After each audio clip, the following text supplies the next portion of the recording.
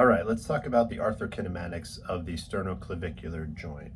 So we're going to look at the right sternoclavicular joint. So here's the right clavicle, and this is the right scapula. So we're going to talk about the motions that occur at the SC joint with scapular motions such as elevation, depression, upward rotation, downward rotation, and also protraction and retraction. We'll also talk about what occurs when there's some posterior and anterior tilting of the scapula as well. I'm going to ditch my scapula here. So we know that the sternoclavicular joint, or the SC joint, is a synovial joint. It's a saddle-shaped synovial joint.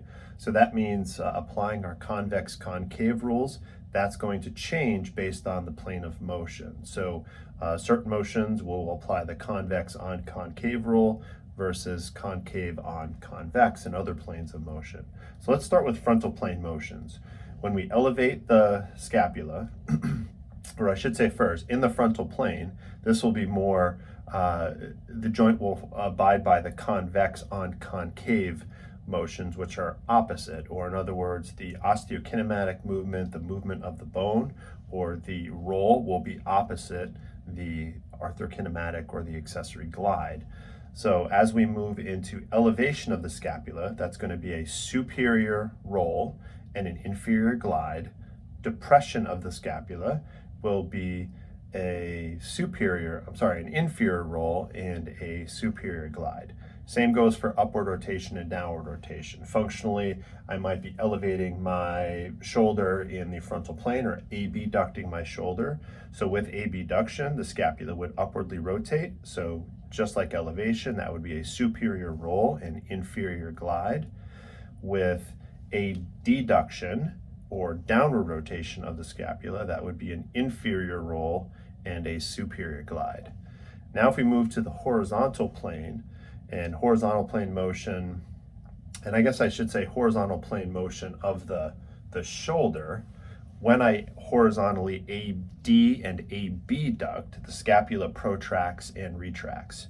So when the scapula protracts associated with horizontal adduction, now we're moving in a different plane. So in this transverse plane, this will be concave, or the concave surface of the proximal or medial aspect of the clavicle on the convex manubrium, or this clavicular notch part of the manubrium.